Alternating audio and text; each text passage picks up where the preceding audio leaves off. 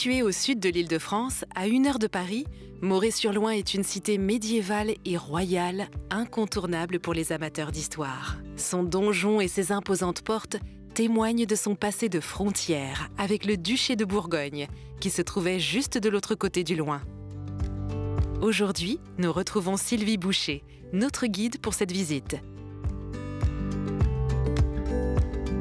Nous sommes au sud de l'Île-de-France, au sud de la Seine-et-Marne, entre Fontainebleau et Montereau. Moret donc est parmi les membres des plus beaux détours de France. Moret répond à toutes les attentes. Si vous êtes amateur d'histoire, de patrimoine, de la nature, de sport, des spécialités locales, de l'art, eh bien venez à Moret parce que chacun y trouvera son contentement.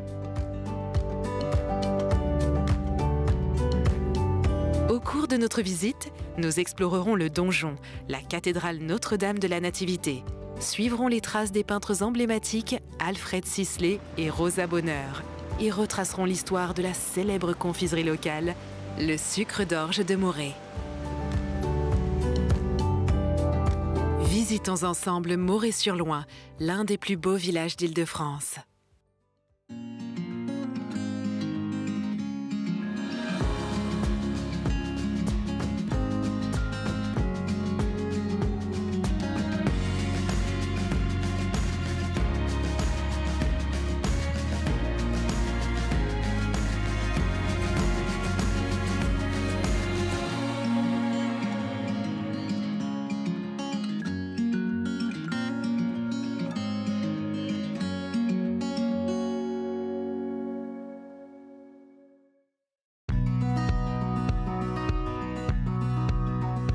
Le premier document sur lequel on trouve écrit le nom de Moret date de 850.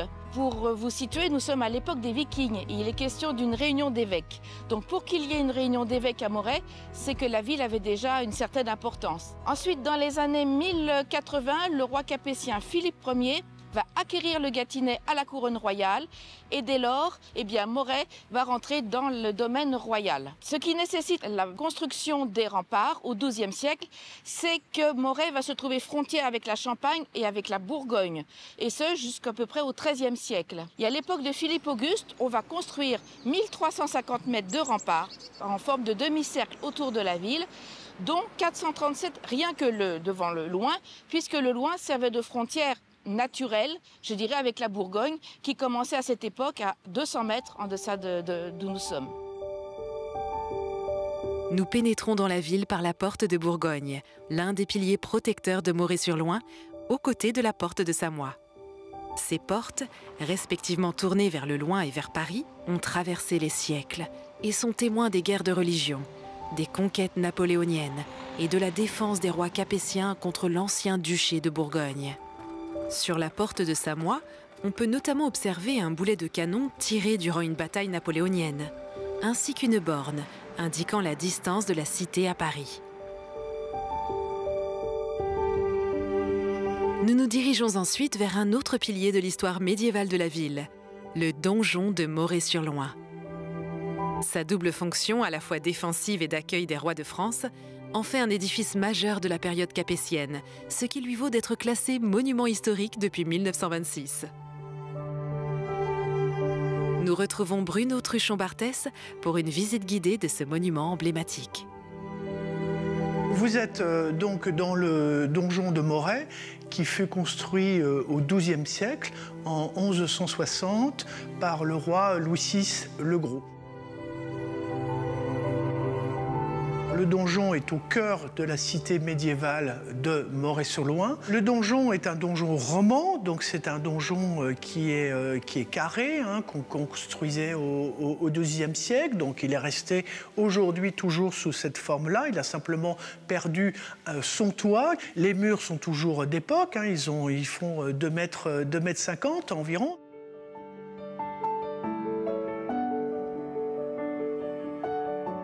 Les jardins donc ont été créés par Sully, donc on a des carrés de pelouse entourés de buis. On est resté tout à fait dans l'esprit du jardin à la française qui avait été initié par Sully.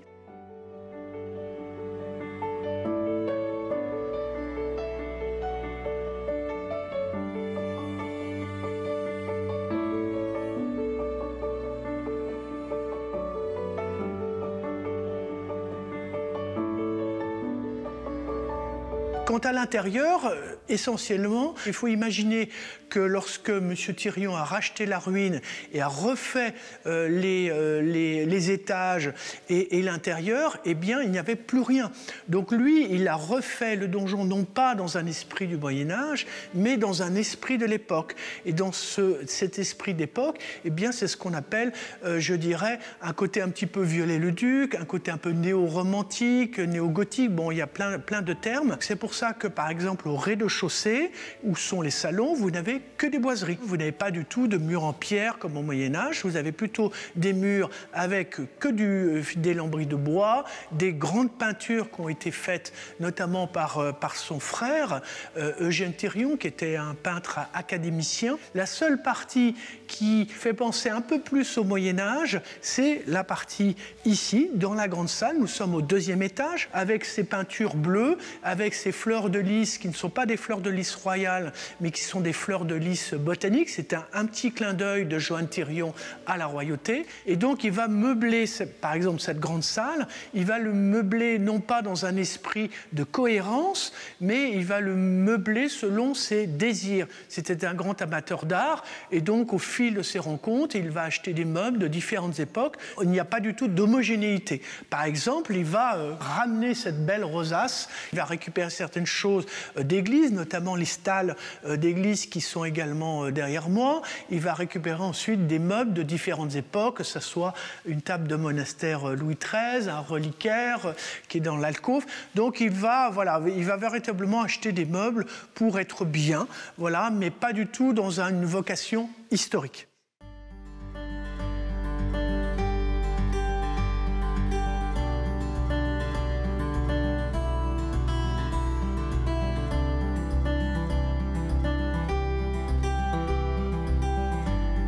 Nous quittons Monsieur Truchon-Barthès pour retrouver Sylvie, à 2 pas d'ici, au pied de l'église Notre-Dame de la Nativité, véritable joyau architectural de la ville.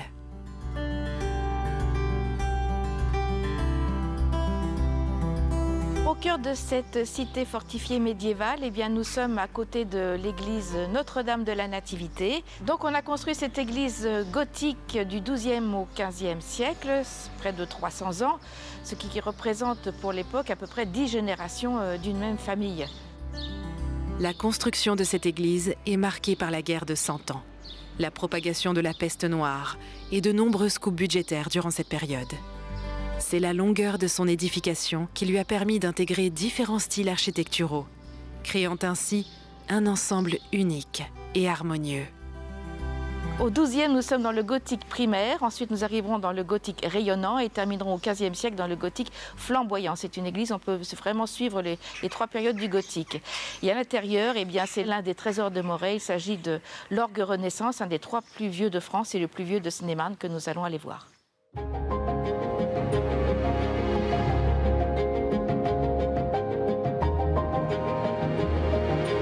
Nous sommes dans l'église gothique Notre-Dame de la Nativité et nous possédons un des joyaux, une grande rareté en France. C'est un orgue Renaissance qui est composé de 3 parties. Vous avez tout d'abord la tribune des années 1480, tout en chêne. Le buffet d'orgue des années 1530 et l'orgue par lui-même, un orgue du Castel, 1664, qui comporte 1038 tuyaux et on n'en voit que 37. Les plus petits font 2 à 3 mm, les plus grands 2 mètres à 2,50 mètres. C'est un orgue, il faut savoir, qu'il ne jouait plus depuis 1832, livré à l'incurie et au vandalisme. Et après 10 années de restauration dans la région de Grenoble, il a été inauguré le 26 mai 2002. La musique n'est pas le seul art à l'honneur à Moret-sur-Loing. La peinture est également omniprésente dans cette cité au cadre pittoresque. Elle attire notamment l'attention d'Alfred Sisley, célèbre peintre impressionniste du XIXe siècle. Pour immortaliser son œuvre, un parcours Sisley est créé par l'association Les Amis de Moret, qui vise à la préservation du patrimoine de Moret-sur-Loing et de ses environs. Nous retrouvons le président de l'association, Dominique Casaju, pour une présentation de 2 sites immortalisés par l'artiste.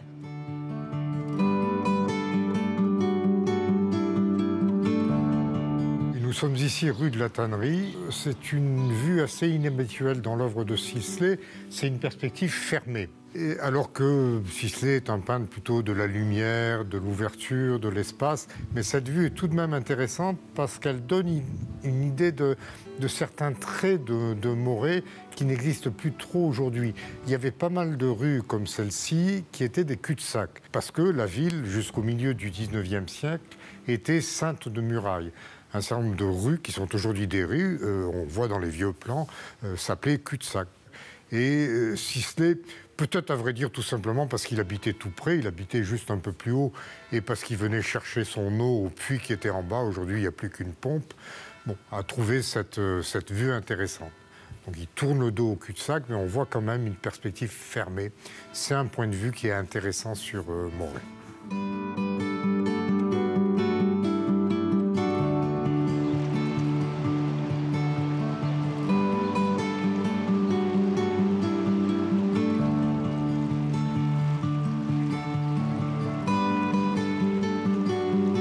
Nous sommes là à un autre point de notre parcours Sisley. Sans doute la vue que nous avons face à nous est la vue la plus célèbre de Moret. Et Sisley en a fait plusieurs représentations sur ses tableaux. Et il a été suivi par beaucoup de peintres. Je crois que presque tous les peintres qui passent à Moret ont eu envie de peindre cette vue de Moret. C'est ici qu'on voit le souci qu'a eu l'Association des Amis de Moret de préserver les sites peints par Sisley a porté ses fruits. Parce que cette vue est restée à peu près identique à elle-même depuis l'époque où Sisley en a peint plusieurs représentations. Il y a eu une modification quand même, c'est que le 23 août 1944, les Allemands, pour protéger leur retraite face aux Américains qui étaient tout près, ont fait sauter le pont. Et les moulins qu'on voit aujourd'hui ne sont plus les mêmes que ceux que Sisley a pu peindre. De quoi inspirer artistes confirmés et amateurs à prendre le relais de son travail. Nous retrouvons Odile Filleul, professeure de dessin et galériste de l'atelier Le Vivier, qui expose des artistes régionaux et internationaux. Elle nous propose un cours de dessin au bord du Loing, sur les quais des Laveuses.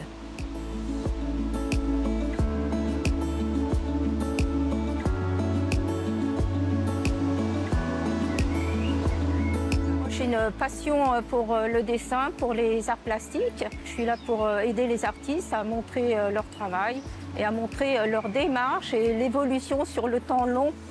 Et donc je suis là aujourd'hui pour proposer un cours de dessin comme tous les jeudis après-midi, voilà, dans le cadre de cours proposés à l'atelier Le Vivier.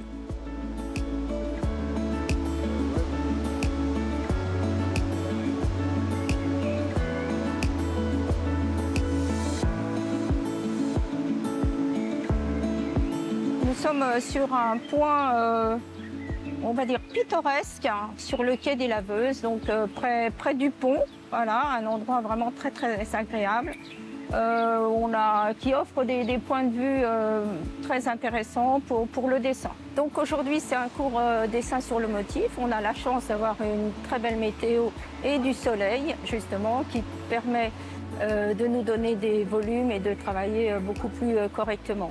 Ici à Moret, tout est vraiment en correspondance puisque nous avons un cadre exceptionnel pour dessiner sur le motif, on dit aussi dessiner sur le vif, avec, comme vous le voyez, le pont, le pré Margaron, les chutes d'eau, etc. Le dessin, ça doit être facile, hein, comme quand on était enfant, c'est-à-dire on dessine de façon très naturelle, sans se soucier du regard des autres et de façon très naturelle.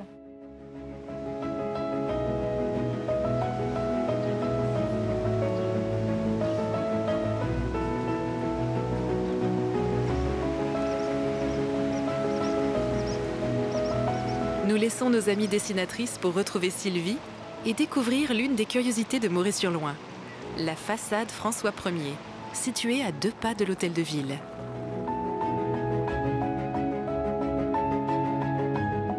1527, nous sommes à l'époque du roi François Ier. Vit à Moret un intendant des finances qui s'appelle Nicolas-Claude Chabouillet, qui possède une grande propriété composée de 2 bâtiments. L'un donne côté rue, l'autre côté jardin. Pour relier ces 2 bâtiments, il a l'idée de faire construire cette façade qui est tout à fait novateur pour l'époque avec ses grandes arcades. Donc vous avez des détails qui datent de la Renaissance, d'autres de l'époque où la façade était à Paris. Tous les motifs de faune, de flore, les scènes mythologiques que vous pouvez voir datent de l'époque Renaissance. Par contre, la galerie de personnages qui est représentée date de l'époque où la façade était à Paris. Étant une façade Renaissance, eh bien, les sculpteurs ont représenté divers personnages de cette époque-là, à savoir Louis XII, Anne de Bretagne, François II, Marguerite d'Angoulême, Henri II, Diane de Poitiers et François Ier.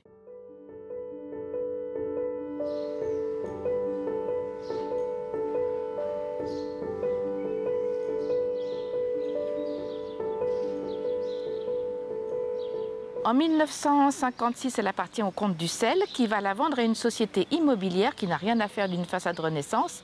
Donc la façade va revenir à Moret, aux frais de l'acquéreur, et réinstallée ici dans le square de l'Hôtel de Ville, c'est-à-dire à 40 mètres d'où elle était initialement. Voilà, c'est pourquoi on dit que c'est notre monument baladeur.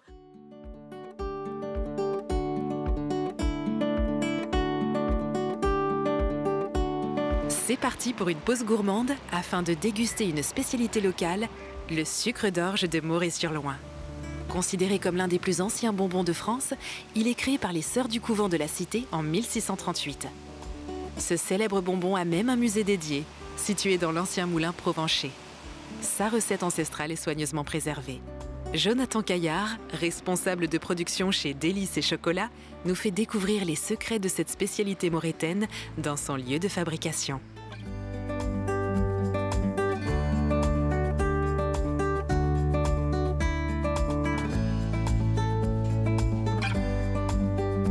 On est à Moret, on fabrique sur Moret-sur-Loing, ça nous tient à cœur car c'est un produit de terroir et la tradition c'est qu'il soit fait à Moret, donc il est fait aussi à Moret. Donc en fait l'histoire du sucre d'orge, la recette, elle vient des sœurs, des religieuses de Moret. Elle a toujours été perpétuée dans cette tradition-là et nous perpétuons cette tradition avec la même recette qui a été initiée depuis le début. Avec les mêmes ingrédients, alors on en profite aussi pour utiliser les produits locaux, donc l'orge de Seine-et-Marne de la brasserie Rabourdin et d'autres produits comme la cire d'abeille de François Hamette à Bourbon-Marlotte. On part d'un sirop de sucre cuit, de l'eau du sucre, c'est là à laquelle on rajoute la décoction d'orge que nous faisons ici sur place et ensuite on va le cuire au caramel, presque comme un caramel. On va venir le refroidir, le diviser en pâtons et après le passer dans les cylindres qui sont aussi d'époque, l'époque des religieuses. On utilise aussi le four qui était utilisé pour cuire les sucres d'orge, c'est toujours ce même four qui a été installé ici.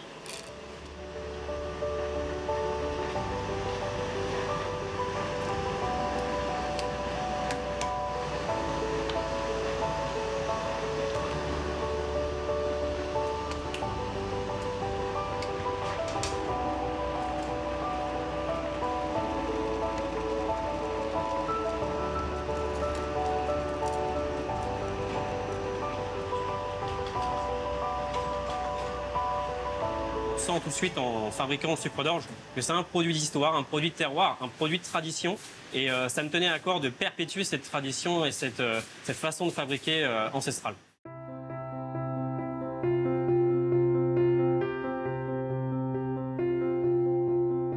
Nous nous éloignons maintenant de Moret-sur-Loing pour nous rendre à quelques kilomètres de là, à Thomery, où se trouve le château de Rosa Bonheur. Cette célèbre peintre française est surtout connue pour ses tableaux d'animaux. Grâce à ses œuvres, notamment ses peintures de marché aux chevaux, elle acquiert ce domaine où elle choisit de s'installer pour s'éloigner de la vie parisienne. Dans cette résidence, qui sert également d'atelier, elle accueille de nombreux animaux qui deviendront les modèles de ses futures œuvres. Nous sommes accueillis par Catherine Brault, l'actuelle propriétaire du château.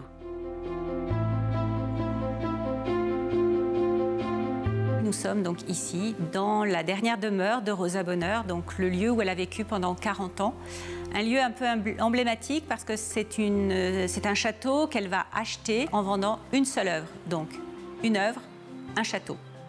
Alors, Quand vous allez arriver au château, vous allez pouvoir visiter l'atelier de Rosa Bonheur, vous allez pouvoir voir son petit salon, l'endroit où elle faisait attendre les gens qu'elle ne voulait surtout pas recevoir dans son atelier, puisque rentraient dans son atelier uniquement ses intimes, ou alors des personnes très importantes comme l'impératrice Eugénie. Quand l'impératrice Eugénie vient lui remettre la Légion d'honneur, faisant de Rosa la première femme artiste à recevoir cette décoration, bien sûr, elle va la recevoir ici, et on a de nombreux dessins en fait qui représentent cette scène. Vous allez pouvoir visiter aussi la salle qui s'appelle la salle des esquisses. C'est là où Rosa Bonheur entassait tous ses travaux de l'intime, toutes ses études, toutes ses esquisses, et on en a retrouvé après sa mort 5000. C'est absolument colossal. Et puis après, vous découvrirez ce qu'on appelle la salle des secrets. Et là, c'est une salle qui est assez mystérieuse, puisqu'on va ouvrir des écrins qui vont s'allumer au moment où on les ouvre. Et à l'intérieur, vous avez des petits objets, des choses très fragiles qui parlent vraiment presque à notre oreille. On a l'impression de dialoguer avec eux et qui parlent de Rosa Bonheur.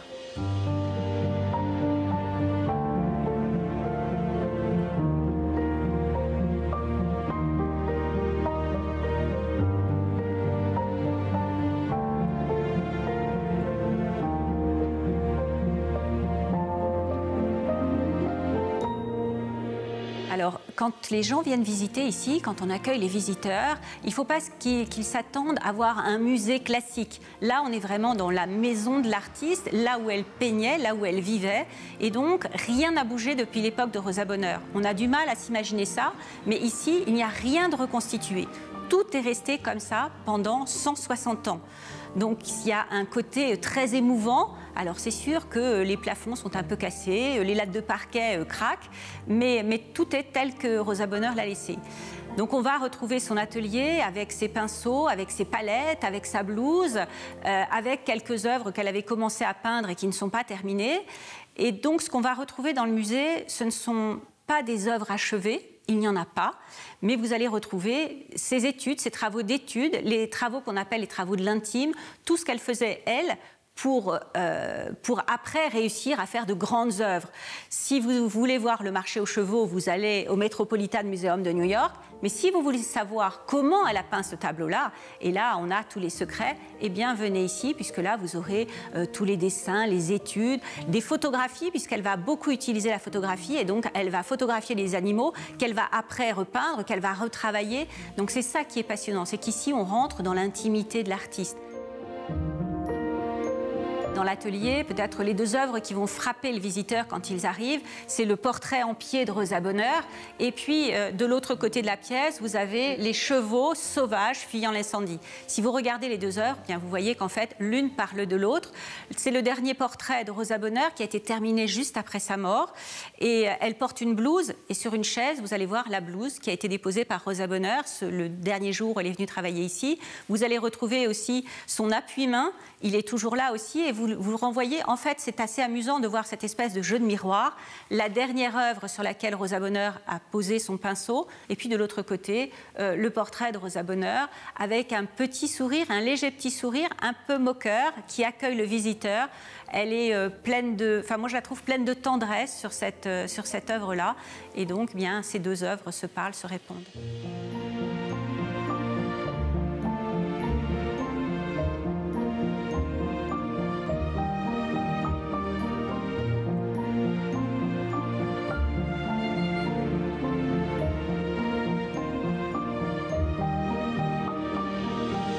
Alors ici, on se trouve dans les écuries du château. Rosa Bonheur donc, avait plein de chevaux, et donc ces écuries sont plutôt assez élégantes pour un petit château tel que celui-ci. Aujourd'hui, bien sûr, c'est devenu une salle particulière puisqu'on y expose des œuvres, et notamment l'œuvre que vous avez derrière moi, qui est une œuvre emblématique puisqu'elle représente l'œuvre la plus célèbre de Rosa Bonheur, le fameux marché aux chevaux. Et donc, l'œuvre que vous avez là, eh bien, c'est la toile primitive de cette œuvre très célèbre. Donc, l'œuvre qui est ici, elle représente un moment très particulier de la vie de Rosa Bonheur, puisqu'en fait, c'est vraiment à travers cette œuvre-là qu'on comprend l'un des grands combats de Rosa Bonheur pour la cause animale. Ici, elle veut alerter sur la maltraitance animale. On a des maquignons qui battent, en fait, les chevaux. On a aussi des des maquignons qui tiennent les rênes extrêmement serrées, et donc on voit les animaux qui ont peur et qui souffrent. Et donc c'est vraiment ce qui saute aux yeux quand on voit cette œuvre maintenant. Sauf qu'à l'époque de Rosa Bonheur, c'est pas du tout ce que les gens vont voir. Ils vont voir des chevaux merveilleusement bien peints, avec une musculature puissante, de très beaux animaux, et donc personne ne va s'apercevoir qu'en fait c'était un cri contre la maltraitance animale.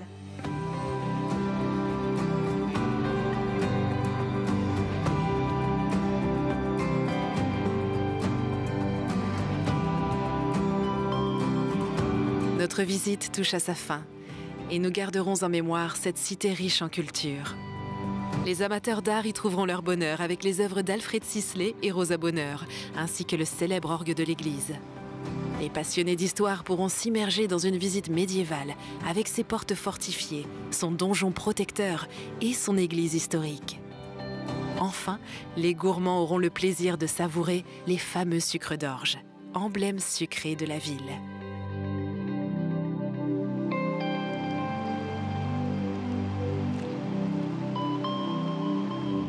Et c'est pour cela que Moret-sur-Loing mérite indéniablement sa réputation d'être l'un des plus beaux villages d'Île-de-France.